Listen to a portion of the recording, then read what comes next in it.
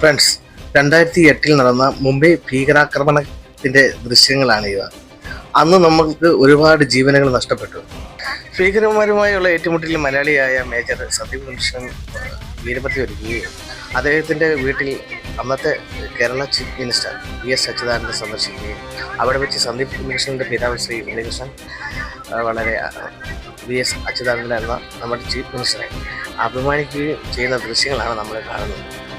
രാഷ്ട്രീയം എന്തുമായിക്കട്ടെ, ഒരു chief minister, ഒരു സ്റ്റേറ്റിൻ്റെ ചീഫ് മിനിസ്റ്റർ വീട് സന്ദർശിക്കുമ്പോൾ പാലിക്കേണ്ട ഒരു മര്യാദ ആ വീട്ടുകാരന്ന് പാലിച്ചില്ലെന്നുള്ളതാണ് നേര്.